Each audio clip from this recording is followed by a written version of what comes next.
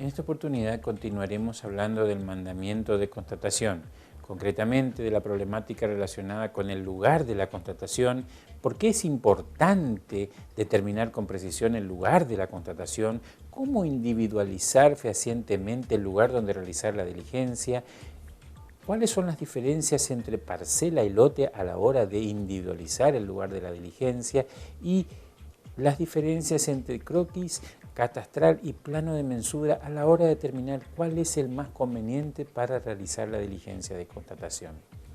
En cuanto al lugar de constatación, ¿por qué es importante la individualización precisa del mismo? La importancia, el oficial de justicia da fe de que ubicó e individualizó fehacientemente el inmueble objeto de la diligencia. El oficial de justicia es el responsable exclusivo de la individualización y es el responsable exclusivo también de cualquier error en la individualización. Por consiguiente, no puede transmitir su responsabilidad hacia otras personas, como tampoco nadie puede asumir su responsabilidad, que es personal y funcional. ¿Cuáles son las condiciones del lugar? ¿Cómo debe individualizarse en el mandamiento para que el oficial de justicia, en caso de que cometa algún error, no pueda ser imputado de algún incumplimiento de algún deber a su cargo? El lugar debe ser individualizado adecuadamente, debe permitir su correcta localización física y en este sentido el texto del mandamiento debe ser autosuficiente.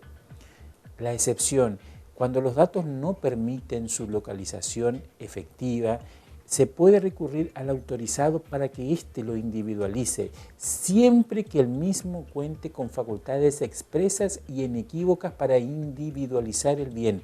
En ese caso, la responsabilidad de la individualización ya no corresponde al oficial de justicia, sino al autorizado que lo individualizó. ¿Cuáles son los datos que permiten la individualización del lugar para realizar una constatación? Según el artículo 9 del Reglamento del Poder Judicial, el primer dato que debe estar presente debe ser el número de casa y el nombre o número de calle donde se encuentra la casa. Si esto no es posible, el número o nombre de la calle y de las calles transversales. Si esto tampoco es posible, el número de manzana y de chacra. Y como última alternativa, se refiere al hito kilométrico más cercano. De lo que puede apreciarse de estos datos es que va en orden decreciente de efectividad. Va de mayor efectividad a menor efectividad. En cuanto a la numeración de la casa, si está visible, es la mejor manera de individualizar un inmueble. Si no está visible, siempre es posible recurrir a auxilio de terceros, vecinos, siempre y cuando el oficial de justicia esté expresamente autorizado a ello, o al mismo autorizado a intervenir siempre que éste cuente con facultades expresas e inequívocas. La máxima eficacia de la individualización es la que da la nomenclatura catastral completa, es decir, aquella integrada por municipio, por sección, por chacra, por manzana y por parcela, donde lo determinante es la mención de la parcela. ¿Cómo usar la nomenclatura catastral? Se requiere de un croquis catastral, es lo que se conoce en la ciudad de Posadas como manzanero, expedido por la Dirección de Catastro de la Municipalidad de la ciudad de Posadas. ¿Es posible individualizar un inmueble con un tercero? Sí, es posible, por ejemplo con el autorizado, siempre que cuente con facultades expresas, o con terceros, siempre que el oficial de justicia cuente con atribuciones también expresas, por ejemplo en el caso de un perito.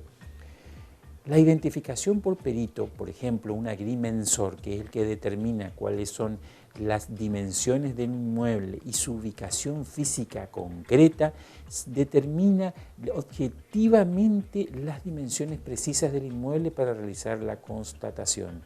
Se justifica, por ejemplo, en caso de inmuebles de grandes dimensiones o inmuebles no deslindados, es decir, aquellos que no permiten saber dónde empieza el inmueble y dónde empieza el colindante.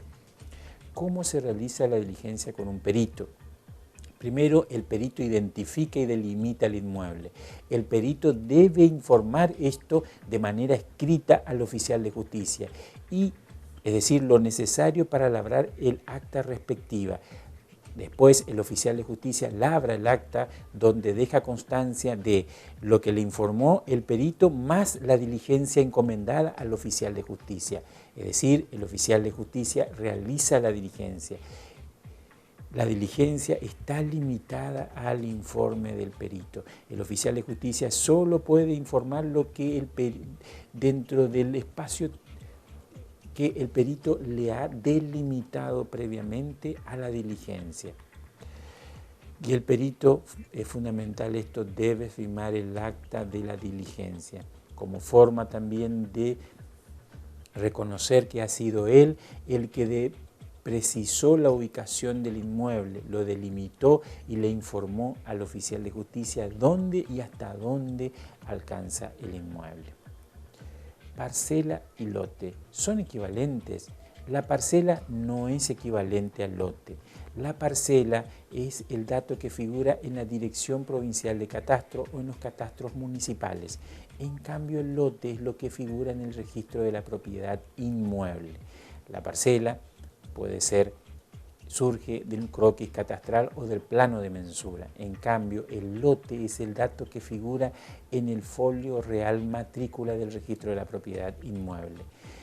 La parcela se relaciona con la función catastral de individualización de los inmuebles. En cambio, el lote se relaciona con la función puramente registral de la situación jurídica de los inmuebles.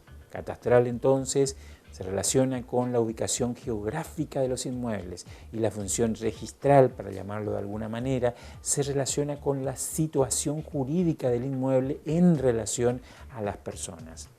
Entonces, en cuanto a la individualización física no es lo mismo que la individualización jurídica. Parcela se relaciona con la individualización física, lote con la individualización jurídica. Es la parcela la que le permite al oficial de justicia determinar dónde está ubicado el inmueble objeto de la diligencia. Y resaltemos nuevamente, la parcela, la ubicación física se relaciona con el catastro, la situación jurídica, el lote, se relaciona con la propiedad, con la situación jurídica del inmueble en relación a alguna persona. La parcela. ¿Qué es la parcela?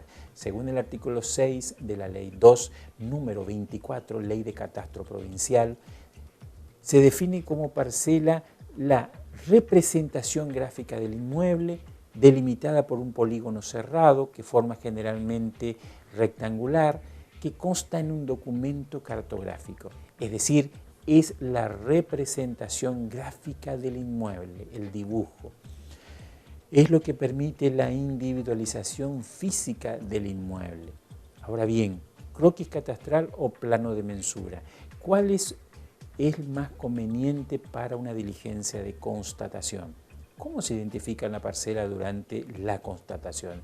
Es ahí donde entran estas dos posibilidades y hay que resaltarlo. Croquis catastral no es lo mismo que plano de mensura.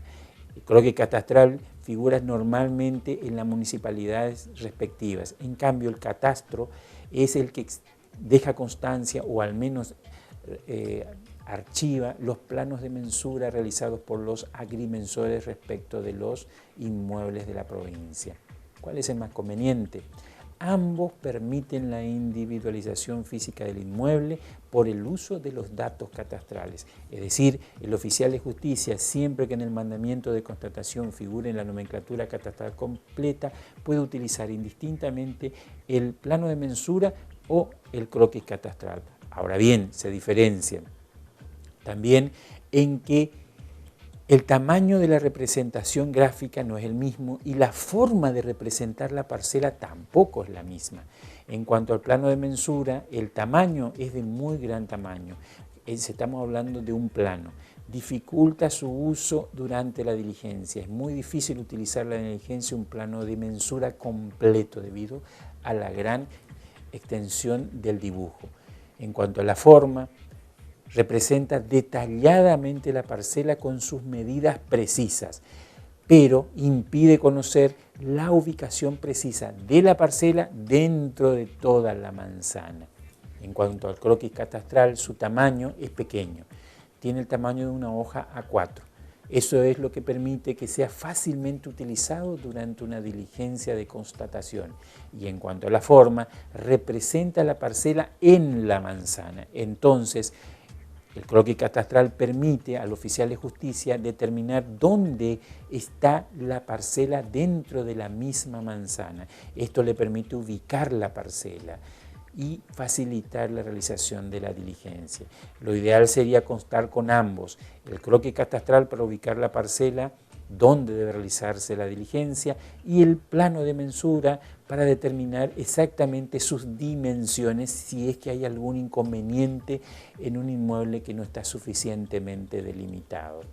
En conclusión, ¿cuál permite la individualización más precisa y rápida? ¿El croquis o el plano?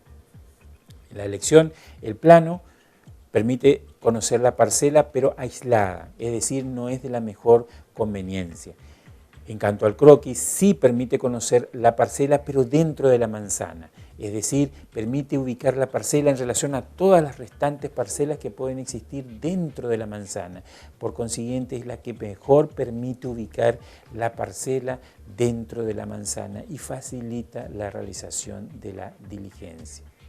En conclusión, lo determinante es la individualización precisa del inmueble y en caso de duda, inmueble de grandes dimensiones o un inmueble que no está delimitado, debe darse intervención a un perito o al menos requerirse al juez que dé intervención a un perito en una diligencia de constatación posterior. No olvidemos que el oficial de justicia es el único responsable de la diligencia, especialmente de la identificación precisa del inmueble. Muchas gracias.